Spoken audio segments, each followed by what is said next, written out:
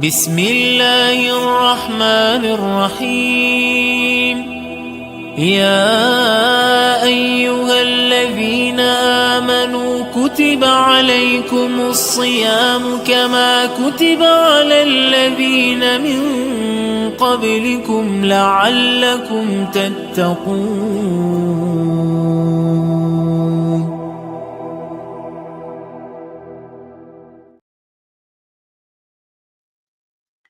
Assalamu alaikum wa rahmatullahi wa barakatuh. Once again, to our respected viewers, Ramadan Kareem, and welcome on Lantern of Lights podcast with me, your host, Sakina Habib. How are your fasts going? I'm sure that you are enjoying the banquet of Allah subhanahu wa ta'ala every single day. I truly find this month so beautiful, filled with different vibes. We've got the time for suhoor vibes, we've got the iftar chills, and this is a time of leveling up our iman and chasing that, afterglow during this month of Ramadan.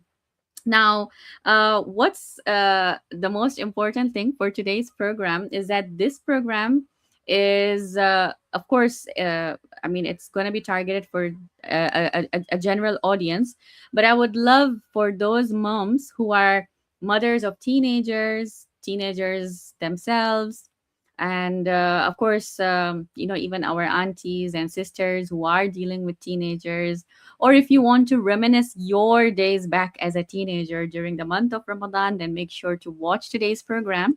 Make sure to like this program, share it with your family and friends. And I just want to also share a humble gratitude towards our speakers, who have been giving their time, who have been putting in so much effort and, making these programs wonderful, and reach out to so many sisters out there during this holy month of Ramadan. We've received, by the way, excellent feedback, especially from our last recent podcasts, and truly there's a lot of work that goes on behind the scenes in terms of rescheduling, in terms of preparing questions for the guests, with them discussing back with us that how should we go about this, and there's a lot that goes on, and making time during this month of Ramadan, including that everybody's got a different routine and lifestyle of preparing iftars, or if they have classes, or online classes of Quran, or if they have online jobs to go to, and so much more. So I don't want to waste a lot of time over here. I just want to ask all of you a very quick question, like real talk, okay?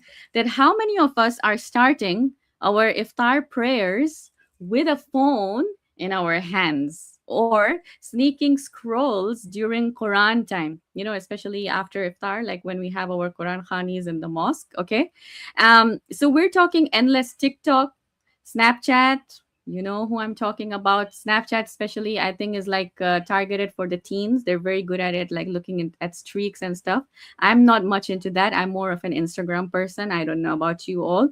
And then, these are the rabbit holes that are stealing our focus, and the FOMO feeds that kill our sabr, and blue light vibes clashing with our spiritual reset. So, let's ask ourselves that who's guilty of scrolling through their social media feeds until Fajr time instead of actually reflecting on the Holy Quran. And today we're diving into simple hacks to ditch the doom scroll and make this Ramadan your most focused yet. So, who's with me? If you are, then please give us a thumbs up and drop in a heart sign or a good, happy, nice emoji. And inshallah, we'll continue with our discussion. So today on board, we have a very special guest with us. I'm sure you all know her. She doesn't need an introduction, but I will still just give a very brief heads up that we have with us Sister Siddiqa Najafi. For over 30 years, Sister Siddiqa has been teaching Quran to hundreds of women and children across Birmingham's Shia community. And beyond the classroom, she is a certified life coach, guiding women through life's many chapters, from marriage and motherhood to rediscovery and renewal. She is known for her warmth, presence, a gentle power with which she leads conversations that many shy away from. So, Without much further ado, I would like to welcome Sister Siddiqa. Assalamu alaikum wa rahmatullahi wa barakatuh. Sister Siddiqa, how are you? Hope you're well. Wa alaikum salam, Sakina. How are you? I'm good, alhamdulillah. Thank you so much for that introduction. It was, I appreciate the introduction. It was beautiful. Thank you. Um, yeah, I'm good, You're most alhamdulillah. welcome. Past It's a week, pleasure to have you. Yeah, how are the fasts going on? I think this year we're all really happy that the fasts are short. We do iftar at Oh, yes. 5:30 or quarter to 6 now, and everybody is so happy Yeah, about it. However, for working mothers, it's yeah, a challenge because by the time they get back home, they have to prepare iftar quickly. yes. Because by the time they get back home, it's what within an hour it's iftar time. So it's a huge challenge for working mothers this time. Absolutely. I totally agree with you on this. As women, we've got so many responsibilities on our heads, especially, dealing with our children, like coping with their routine as well. Because, every child, of course, will have a different routine. Someone who's a school going child, someone who's probably going to university or college. So, everybody has their own different routine. Then we've got our spouses as well when they get back from work, and as you said, working mothers as well that have to do the meal preps and everything. So we really need to like balance it all out, schedule our time. And what I've noticed over the years is that if you even like mess up a bit in your routine, like if something goes a little bit, out of its track, then the whole climate of the house changes. And, we have to like speed up ourselves to catch up on that track, right? So that is one of the challenges that I think many women will agree with me on board here. Okay, Sister Siddiqa, I want to know today from you personally, since this is a very casual discussion, and I want all of us to engage in the teenage moms, the teenagers, everyone on board with us. I want to know that what were your favorite family traditions or communal activities during Ramadan as a growing teenager, like iftar gatherings or special prayers? And what are they now? Like, what differences have come over the years for you? So I grew up in Tanzania, Dar es Salaam, and over there when Ramadan arrived, you could sense the whole atmosphere changing. It's slightly different in the Western world because life still goes on. You go to the Middle East or places like India, Pakistan, Africa, places in Africa where when Ramadan arrives, you can feel the whole atmosphere of the city. Everything just changes around you. So growing up Ramadan, I have amazing, beautiful, fond memories of growing up in Dar es Salaam. During the month of Ramadan, what we used to have was, first of all, Quran Khani, as we say, the recitation of the Holy Quran in the month of Ramadan in the mosque was a must for us girls and boys to go to after iftar. So we would quickly have our iftar and rush off to mosque to read Quran. And that was something so beautiful because it was not just an opportunity to read Quran and connect with the Holy Quran. It was also an opportunity to meet up with our friends. We would see our friends every single Yeah. day. So those friends that were probably not in school with us, and there were the madrasa friends, we would meet them every Yeah, single day. And it would be so beautiful absolutely. just to sit there. We would be monitored when reading the Quran, but straight after that, as soon as the Quran Khani would be finished, us friends would be sitting together to listen to dua, majlis, all of that. And that is one beautiful memory that I have growing up. The other beautiful memory that I have was that there was one friend of mine, and I think I'll mention her. Her name is Nishat, and we used to look forward to going to her house for iftar because her Okay. mom Nice. used to make us feel so special every single time we would go Yeah. for iftar to her house. and we would have so much fun as young girls. So that's one other fond memory that I have of Dar es Salaam, Ramadan in Dar es Salaam. I haven't done Ramadan in Very 30 nice. years in Dar es Salaam. So inshallah, I'm planning to You go should back next come. year and do that and relive that probably as an older Inshallah. woman. Um, when I came to the UK, the first time when I came, it was in 1996. So the first Ramadan was actually in winter. So as 30 years down the line now, it's come back to going back to winter now. Um, I was really shocked at the time of iftar. I was like, oh my God, that early, this early is iftar. I mean, you don't even feel like you fasted. And then as time went Okay. on, the summer fasts came and we were really tested because it Okay. was iftar time at quarter to 10. And by the time you Wow. finish your, yeah, imsak is at 2:30. So you only have a about 5 hour window to eat and hydrate Yeah, yourself. So that was a test. And that was the Alhamdulillah, I time. think we deserve these short fasts now. The 5:31. We've been through the test of the really long ones. Long Over ones. here, when Absolutely. my kids were growing up, the we had a culture of meeting up at my in-laws for iftar. And because we are a huge family here, my husband's got a big family here.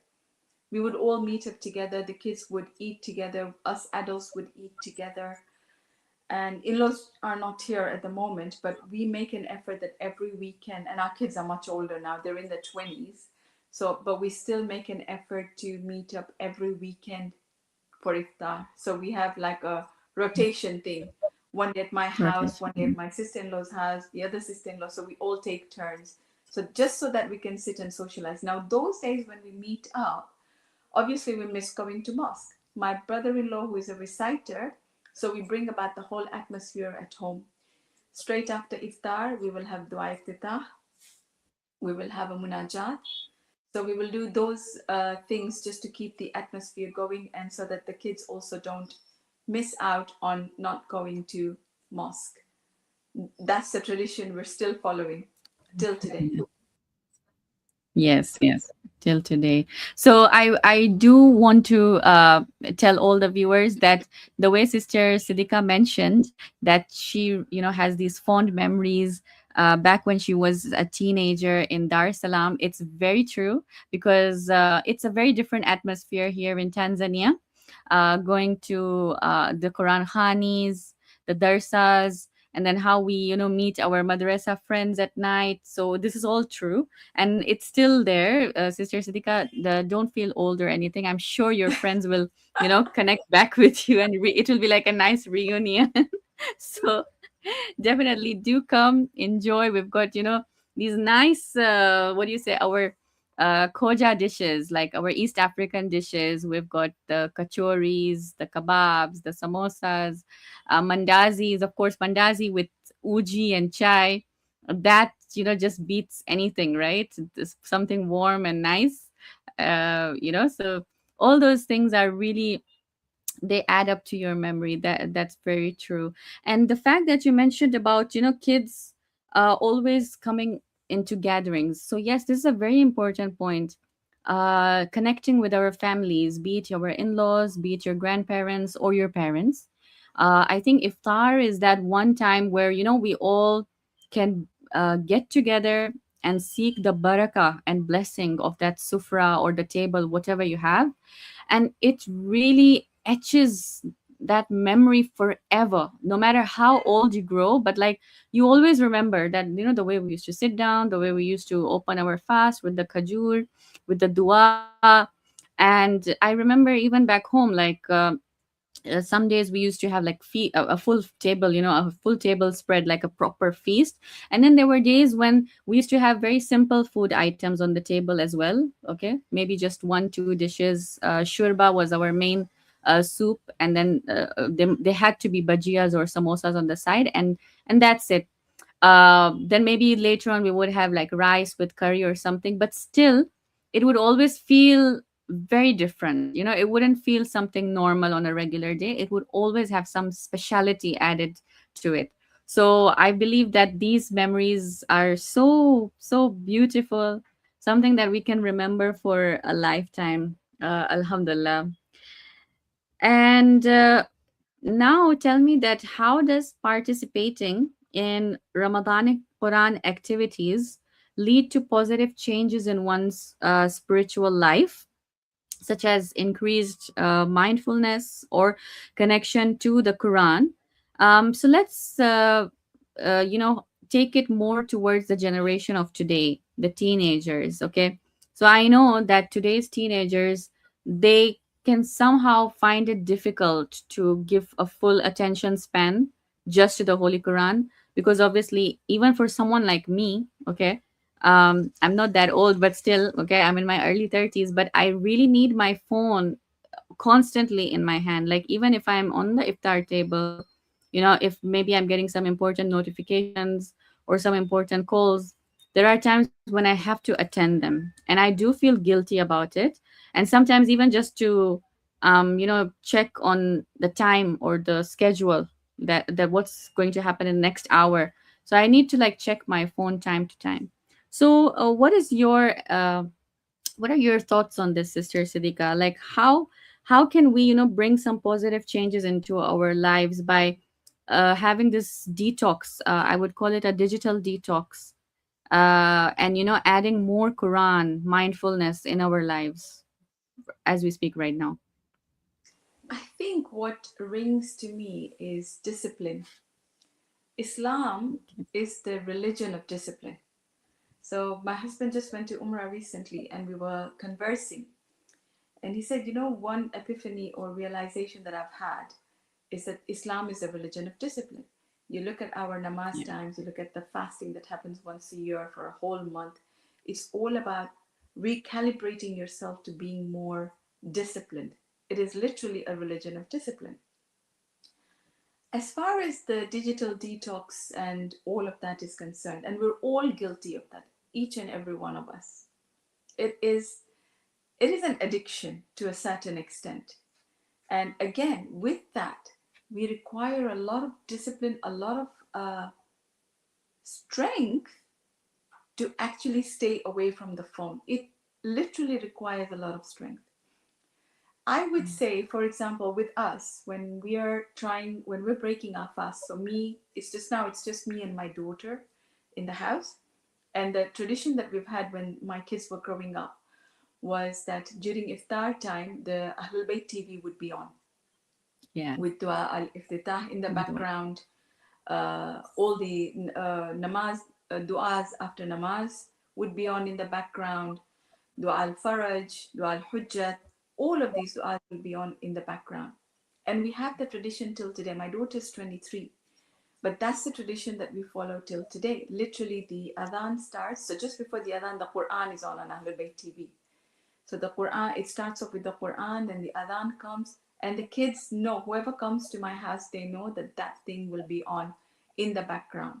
Now, at that time, obviously, when my kids were growing up, social media was not as heavy as it is now. It was there, but it was not as heavy.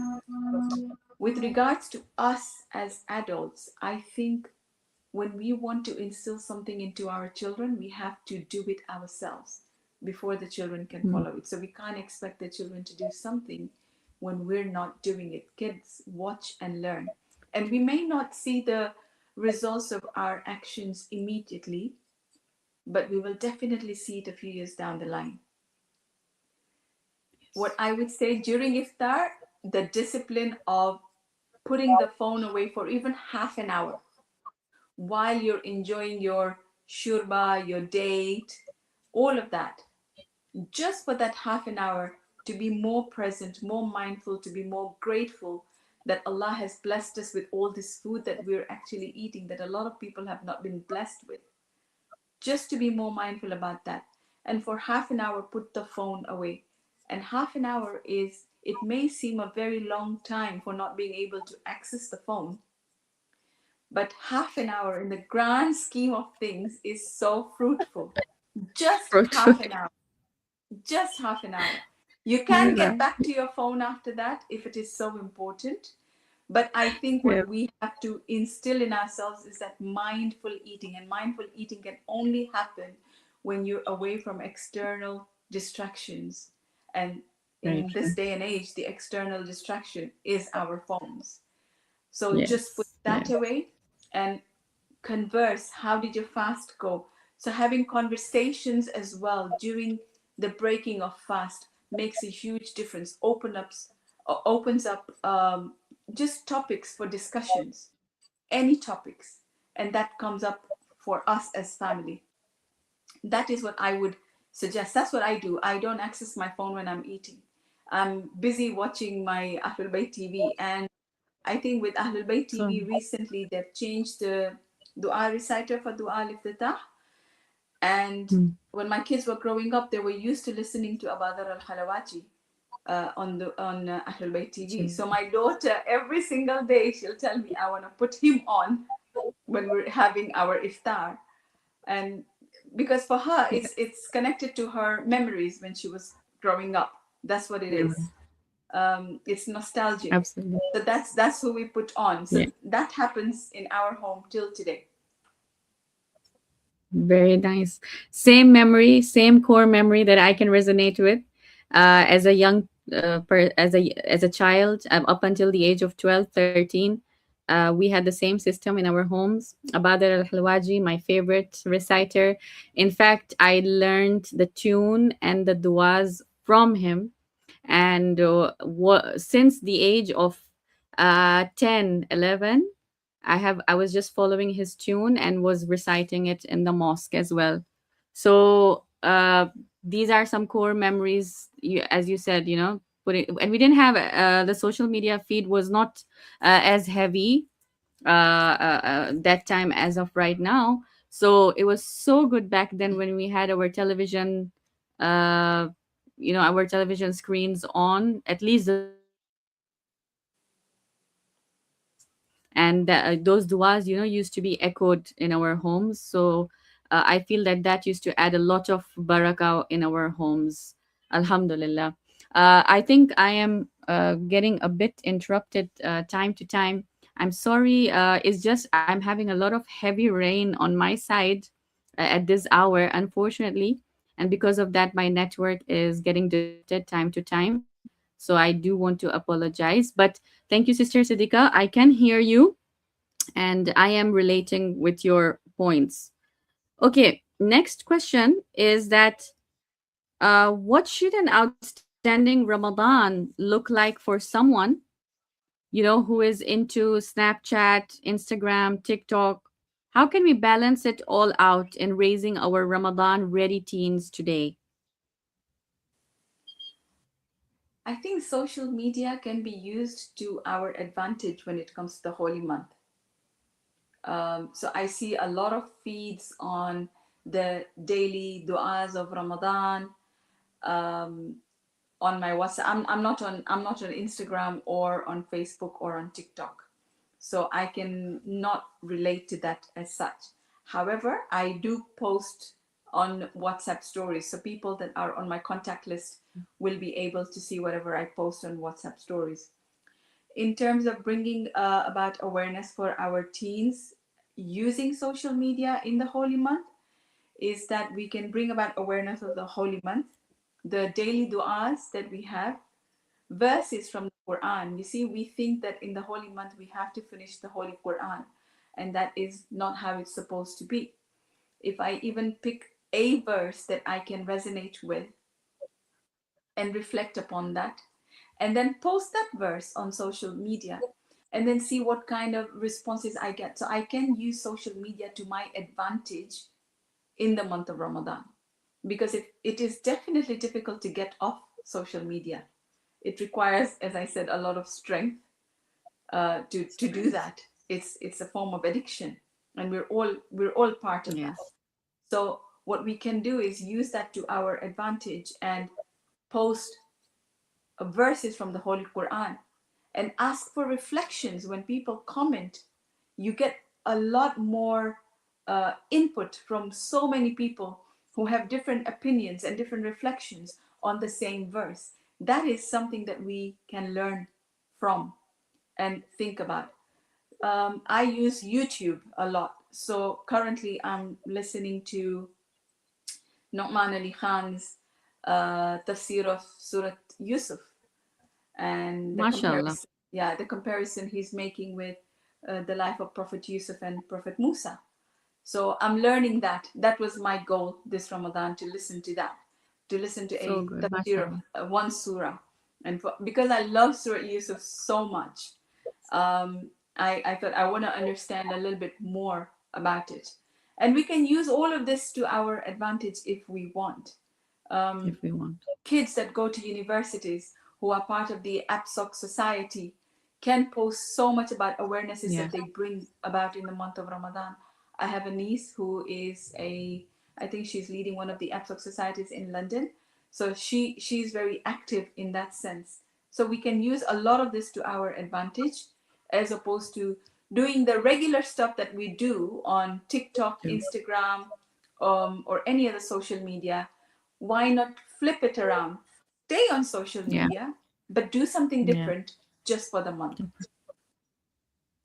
Very true. I think this is a very valid point on how we can balance it out. As you said, that we shouldn't use, of course, even Islam says that if we use something, we should not use it excessively. It's not good.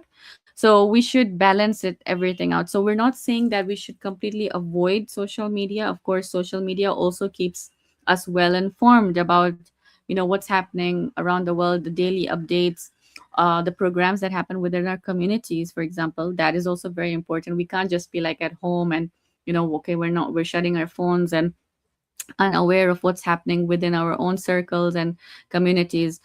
In order to keep up to date, for our children, we don't want our children to, be left out, and, be like sort of like raised in a dumb way that, they're not aware of what's happening. So these things are very important. And as you said, the way you're using your social media platform to learn the tafsir of the Quran, absolutely. Like, we've got so many nice Shia content pages, be it on Facebook or Instagram.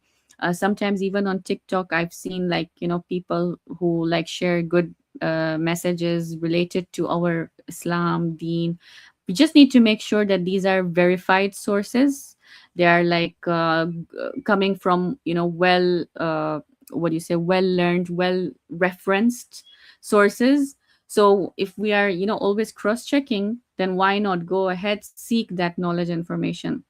I've realized that being as a very busy mom, of course, there was a time when I used to like do a lot of book reading, but now because of a very short time and a lot of commitments, it's much easier for me to seek what do you say, Islamic knowledge or education, be it about our imams or whatever, the Ahlul Bayt alayhi salam, through a lot of Shia content, online based, and Shia resources. So I, just when it comes on my feed, like be it the Thaqlain page or the Imam Mehdi University page, these kind of pages, Imam Hussein, I mean, sorry, Ahlul Bayt channel, whatever. So, even those few posters, it makes a big difference in my life. Even Lantern of Light, like, we've got our Instagram page. Every day, what we share on our posts, when our mothers and sisters, they just scroll and read it, elevates and boosts our self-esteem and levels up our iman. So yes, why not use these platforms for something that can benefit us, and not make us get stuck onto the irrelevant stuff that appears and distracts us. Okay, now, Sister Siddiqa, I want to ask you another interesting question. Uh, can you share a few good, powerful 2 to 3 tips about how, as mothers, can we weave beautiful memories of Ramadan for our teenagers? So, as you said, mashallah, you've got, you have raised teenagers, teenage kids, your daughter, and your son. So, from your motherly perspective, what would you share with us? Can you share some good advices that how have you over the years woven beautiful memories of Ramadan, like more, a bit more? I know you said that the Ahlul Bayt TV used to be played in the background, and those instilled good memories and all of that. But apart from that, anything else? So, first of all, I think when kids fast, when they're teenagers, they need to be made to feel special. And they have certain requests when it comes to foods. So, food is the first thing that Yeah. is there at the forefront when you're fasting, right? I want to eat this, I want to eat this, I Yes. want to eat Yes. this, I want to eat this. Absolutely. So, what Yeah. I used to do is before Ramadan started with my daughter, I used to make a menu of what they Oh, wanted so nice. in the month. And I think that menu is still here with me in a book. It's very old. Really? So, Yeah, that okay. was the first thing that I used to do. Even this year, it was just me and her. And I said to her, I said, Zainab, so what are we doing in a month? It's just you and I. She said, yeah, yeah, let's make a menu again. And I said to her, I think I can refer to the old menu that we've done it over the years. So that was the first thing. Certain things like there are certain foods that we only cook in the month of Ramadan, Hmm. which we don't cook throughout the year. But yeah. You Yeah. make special effort to do that because you want to make kids feel special. It's like a reward system, isn't it? We all look when we do something, we're all looking for a reward in return. So they're fasting, that is the reward, the special food that they like. My husband is very much into the Holy Quran and learning. He loves to learn about the Quran. So we used to have Wow. a lot of discussions about the Holy Quran. Um, Many years ago, Ahlul Bayt TV used to do these quizzes online on TV live, and we used to participate in those quizzes. So call them up and then answer the questions. So we would do that. So that used to be one of the things, like a tradition that we used to have. So nice. Um, the other thing was about going to mosque, making that a routine. That Hmm. going to mosque is almost like not just for you to go and read the Quran, but it's an opportunity for you to socialize with people. You see, when you talk to people about Yeah. um, when you talk to people just generally, it opens up your mind. It makes you realize about a lot of things. You're not cooped up at home. You're going out, you're socializing with people from the same community, people who are doing the same thing that you're doing, who are fasting just like you are. So you have something to Yeah. discuss that you all are going through together. There was, I think, in this day and age, in the last few years, our community in Birmingham organizes things like social nights where kids go and socialize, which my kids didn't have when they were growing up because our community was much smaller at that time. So, But we used to have workshops. Madrasa used to be open in the evenings. The kids used to go to madrasa. All of these made part of our traditions for the month of Ramadan, and the kids knew that that was coming. One of the other things that I had also uh, trained my kids for was to read Dua al-Iftitah at mosque. And that was like a very condition that nice. I had with my son, that every year you will read this dua at mosque. He's Yeah. 26 now. He is really busy. So, Mashallah. um, but those were the things that was happening with us when my kids were growing up. A lot of discussions about the Holy Quran. A lot of discussions used to take place at home about the Holy Quran. Wow. Mashallah, very beautiful.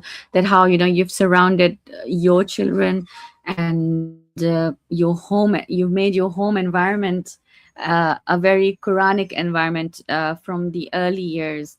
And I do agree with you on this point that if as moms we put in the effort to build those that pillar and the foundation from a very early year from the early years, then it makes it much more easier for our children to adapt to that Quranic culture or whatever you want to name it, but that Quranic environment within our homes.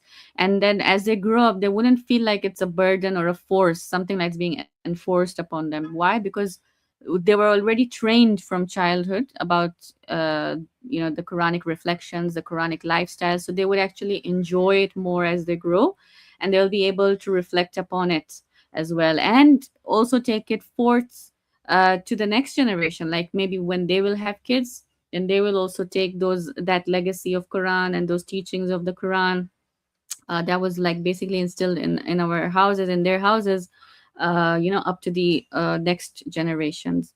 A very beautiful point that you've mentioned, Sister Siddiqa. Okay, Sister Siddiqa, I have one interesting question that I'm sure all the viewers would also want an answer from. That, for those living in joint families, right, with their daughter-in-laws or mother-in-laws, this month gets overwhelmed with piled up responsibilities. So, how do you think should we pre-plan a pleasant mood and atmosphere at home? So this is like more for people, who are like many in number in a house, basically, like those very loud houses, and that you've got a lot of emotion going on and a lot of responsibilities. So, like I said earlier, Islam is a religion of discipline. Uh, One, discipline, two, communication. And when we have these two things in order, I think no matter how big the family is, things can run in order. So, communication between the main people of the household is so important. Having a rota, I think, is extremely important. So, I'll give you an example. Mm. So, when we used to, or when we still meet as a family, what we do is the host makes the main dish, and the rest of the dishes are brought by everybody else that comes. So the burden does not Ah, fall like upon, a one dish. yeah, Yeah, like a one dish party. Hmm. yeah. So the burden does not fall upon one person, because we have Yeah. to understand that they're also fasting.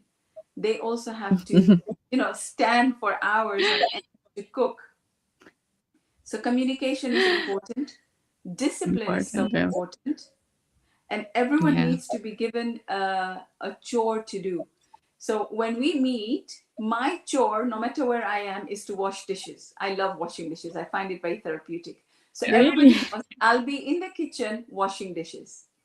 The So rest of nice. the things everybody else is doing. So picking up, tidying up, getting other things ready. So everyone has one chore to do. If you give one responsibility per person, then the burden does not fall upon just one person. It's a whole collective thing. It takes a village to make things work. And this is our small village when we live in joint families.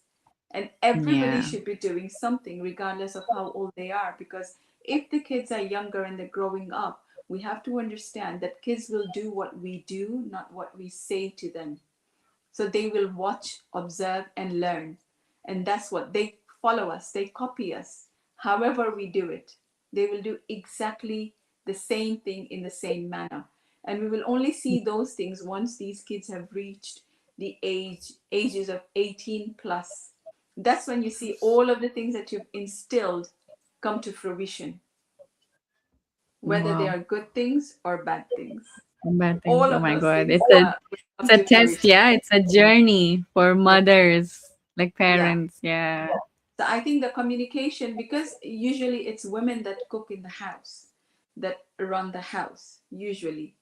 Um, the communication between mothers-in-law and daughters-in-law is extremely important. To sit down and communicate before the month arrives who is doing what and when. That communication is key. Now, unless you live in a house where the mother-in-law loves to cook, it's a different story. There are people out there who love to cook. That's a Yeah. very different story. And that's Different story. amazing. Yeah. And then Of you course. have households where the daughters in law love to cook. Love to cook. That again is Yeah. a very different story. So, if that is the case, then other responsibilities should be shared around the house apart from cooking.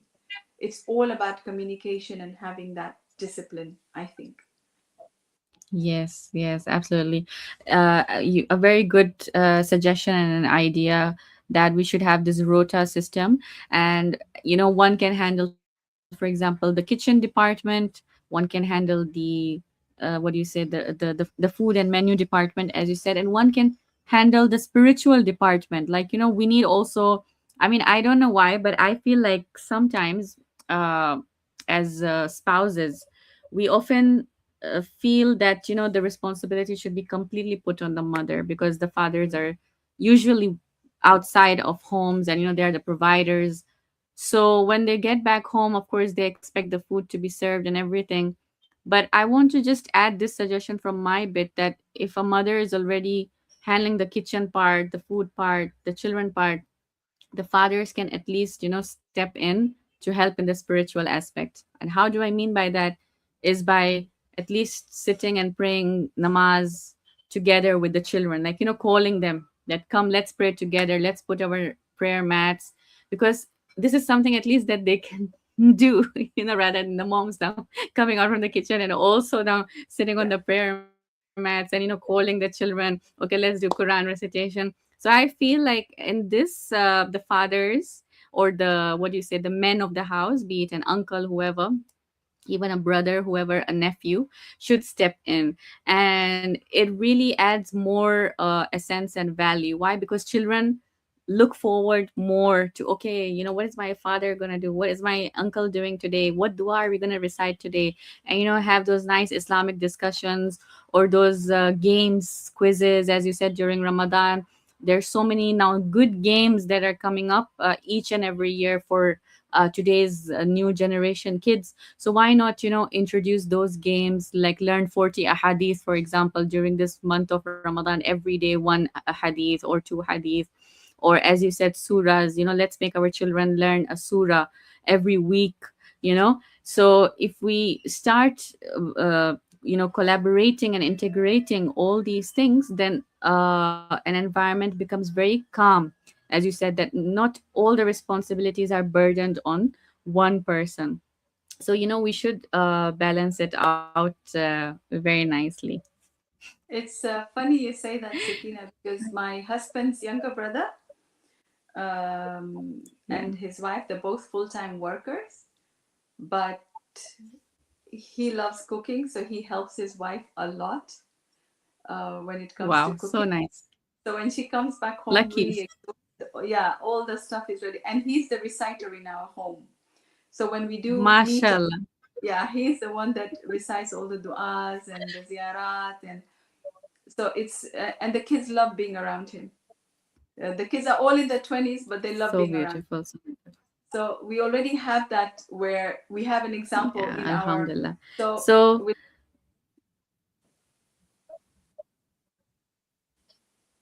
go on, please. Yeah. yeah, absolutely. No, I really, it's a very good point, to have that sharing responsibility within the house, as you said, be it a male or a female. What happens is, in, like, in, especially our Indo-Pak culture, yeah, especially the Indo-Pak culture, we have this system that, the man should be mostly like served. Basically, he's the king of the house. I'm Yeah. saying generally in general households, you will notice this kind of behavior. And so that's why I just thought that it's important to highlight that it's good to add that shared responsibility. And of course, as you said, if you have a man who's mashallah handling both the cooking and the reciting bit, then subhanallah, it's amazing. So alhamdulillah, yeah. So we already have that, alhamdulillah. And I think the kids have watched their uncle, my kids have watched their uncle, and obviously he's got kids, and they've seen that growing up. And the other Yeah. male example that I have is my father-in-law. So yes, my father-in-law doesn't cook, but he cleans. So if my mother-in-law's cooking, he's Mashallah. the one that tidies up, that cleans up the place, That is making sure everything is. And these little things make a huge difference to the person who is fasting and cooking. These small things. And my husband absolutely. does the same thing. So my husband's not a cook, he doesn't know how to cook, but he will help me Yeah. clean up. That's what he does. So Clean. as soon as we're done with iftar, if it's just us, he's the one in the kitchen washing up after we're done with iftar. So I think when everyone knows what the responsibilities are, it makes life much easier for everyone in the house. Absolutely. And it's not that we're not saying there is no reward or sawab to it. There is so much sawab and reward for, a man helping out in the house. Like even Imam Ali, when he used to do it, Rasulullah used to appreciate it. Bi Fatima Zahra, Salamullahi alaiha, used to appreciate it. In fact, there is a hadith, if I'm not mistaken, that if a man washes the dishes or helps in household chores, he'll be given the sawab of the amount of hair that he lost in that day. So, learning from this hadith, this is what we understand, that the ajr and the sawab is far more than one can imagine. Okay, so we have almost come towards the end of the program, and we'll be wrapping up the program for today. I want to thank you, Sister Siddiqa Najafi, for joining us today and there are a lot of things that we learned, some of the hacks that we can work on, especially when it comes to digital detox, and how can we enjoy the essence of Quran. Of course, we are allowed to scroll on our social media platforms, but like not excessively. And how can we balance it out?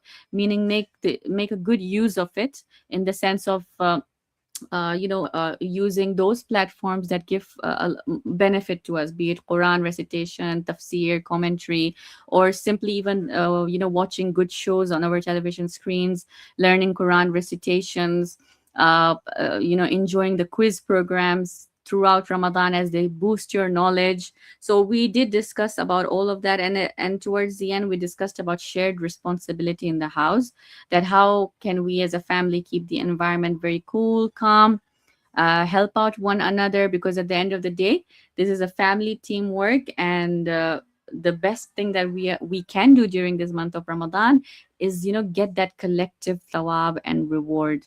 So I want to thank Sister Siddiqa. Jazakallah khairan. I hope you enjoyed today's program. I want to apologize from my bit because I know there was a bit of interruption, a lot of interruption today, due to my uh, heavy rain issue. But I hope that the viewers will still have managed to gain from today's program. Sister Siddiqa, thank you. Thank you. Thank you so much for the opportunity, Sakina. You're most welcome. So, with that, we would like to end our program. And please do remember us in your du'as, inshallah. And Jazakumullahu khairan. This is your host, Sakina Habib, signing off. Wassalamu alaikum wa rahmatullahi wa barakatuh.